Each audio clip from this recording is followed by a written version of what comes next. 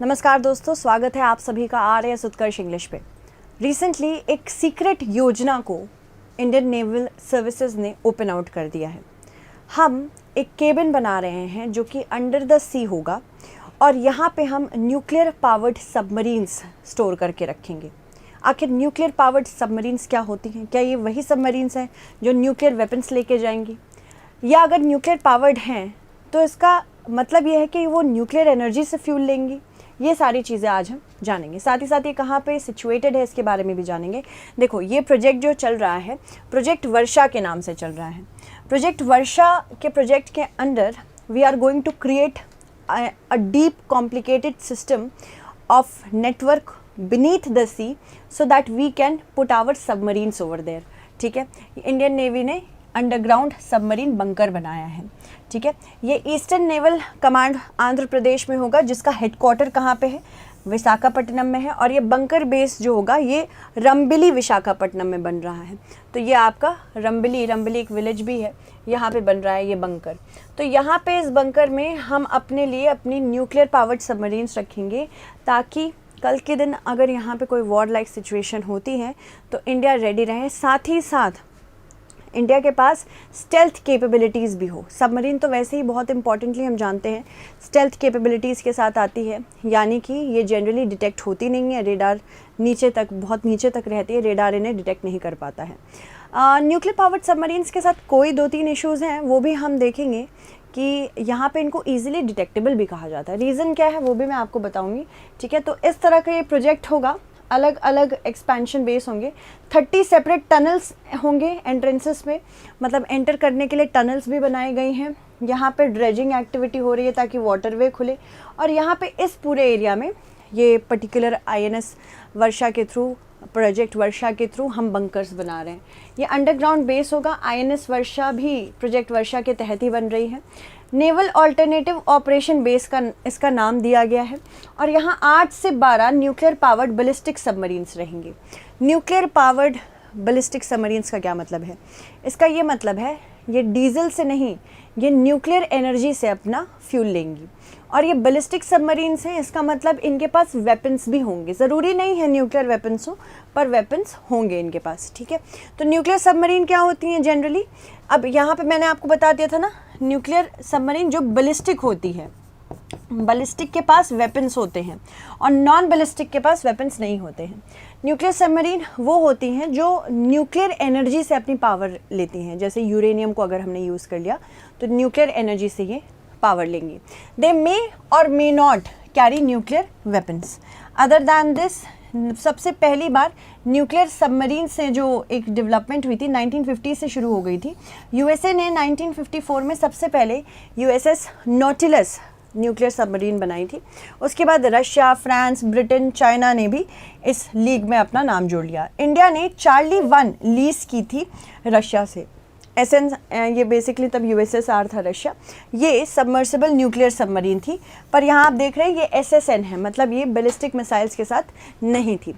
अब यहाँ पे अगर हम बात करें किस तरह से ये चलती है, इसके फीचर्स क्या क्या होते हैं, ये न्यूक्लियर प्रोपल्शन से चलती है। यहाँ पे जो फिशन, ये रिएक्शन क्या होता है? फिशन रिएक्शन होता है और यूरेनियम फ्यूल यूज़ किया जाता है जनरली।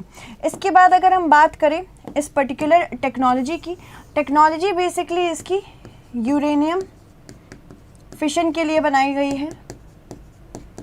और ये डीजल इलेक्ट्रिक व्हीकल से, डीजल इलेक्ट्रिक सबमरीन से बहुत डिफरेंट है। ये powering electric motors connected to propeller shaft, ये प्रोपेलर शाफ्ट के थ्रू चलती हैं, या फिर ये रिएक्टर की हीट पे डिपेंडेंट रहती हैं कि ये स्टीम प्रोड्यूस करेगा और फिर उसके बाद टर्बाइंस चलेंगे, फिर ये आगे बढ़ेगी। फ्यूल, जैसे कि मैंने बोला कि ये यूरेनियम रिच फ्यूल होता है इसके पास, तो डीजल इलेक्ट्रिक नहीं रहेंगी। इसके पास एक बैकअप भी रहता है। ऐसा माना जाता है कि 30 इयर्स का न्यूक्लियर फ्यूल ये रख सकती हैं अपने साथ। तो यहाँ पे इसको बार बार ऊपर नहीं आना पड़ता है रिफ्यूलिंग के लिए। That's good. एंड्योरेंस की बात करें तो एंड्योरेंस अगेन, जैसे कि मैंने कहा कि 30 इयर्स का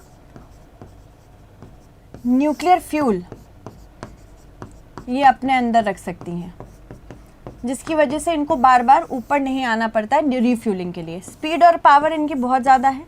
इनकी स्पीड 30 नॉट्स होती हैं। इसके अलावा स्ट्रेटेजिक इम्पेरेटिव्स की बात करें तो ये न्यूक्लियर टिप्ड बैलिस्टिक मिसाइल्स भी कैरी कर सकती हैं, जैसे सबमरीन लॉन्च बैलिस्टिक मिसाइल्स, तो ये मिसाइल्स भी लेके जाएंगी। डिसएडवांटेजेस भी हैं कुछ चीज़ें अगर ये एडवांटेजेस दृष्टिकोण से हमें दिखाती हैं तो बहुत सारे डिसएडवांटेजेस भी होते हैं। जैसे कि डिसएडवांटेजेस की बात करें तो इनका साइज़ बहुत बड़ा होता है, जिसकी वजह से इनको स्टोर करने के लिए लार्ज एरिया चाहिए। अदर दैन दिस, ये जब ऊपर आती शैलो वाटर्स में नहीं आ पाती हैं, थुथले पानी में नहीं आ पाती, जिसकी वजह से ये ईजिली डिटेक्ट हो जाती हैं। एक्सपेंसिव होती हैं ये, इनको मेंटेन करना, न्यूक्लियर चेम्बर्स को मेंटेन करना इज़ ऑल्सो वेरी एक्सपेंसिव। ये ईजिली डिटेक्टेबल है क्योंकि ये थर्मल हीट जब छोड़ती हैं पानी में तो ये थर्मल हीट रेडार से ईजिली डिटेक्ट हो जाती है, तो इसको याद रखिएगा, थर्मल हीट की वजह से इजीली डिटेक्ट हो जाती हैं। इंफ्रारेड सेंसर या थर्मल इमेजिंग के थ्रू ये इजीली डिटेक्ट हो जाती हैं। एक्सीडेंट्स भी बहुत होते हैं, अगर इनके न्यूक्लियर रिएक्टर्स बर्स्ट हो जाएं तो एक्सीडेंट्स भी हो सकते हैं, जैसे K-19 इंसिडेंट हुआ था 1961 में, USS का थ्रेशर डिज़ास्टर हुआ था 1963 में, और कुर्स्क एक्सप्लोजन भी हुआ था 2000 में। न्यूक्लियर पावर्ड बैलिस्टिक सबमरीन को SSBN कहते हैं। भारत के पास, इंडिया के पास फ़िलहाल सिर्फ एक न्यूक्लियर पावर्ड बैलिस्टिक सबमरीन है और इसका नाम है INS अरिहंत। INS अरिघात अभी डेवलपमेंट स्टेज पे है। अगर हम बात करें ये किसके कंट्रोल में रहती हैं तो ये डायरेक्टली प्राइम मिनिस्टर्स ऑफिस के कंट्रोल में रहती हैं, PMO के ऑफिस में रहती हैं, इनके कंट्रोल में रहती है प्राइम मिनिस्टर्स ऑफिस, ठीक है, तो ये याद रखिएगा। और स्ट्रेटेजिक न्यूक्लियर कमांड के अंतर्गत भी रहती हैं। तो इस हिसाब से बेसिकली इंडिया अपने आप को प्रिपेयर कर रहा है।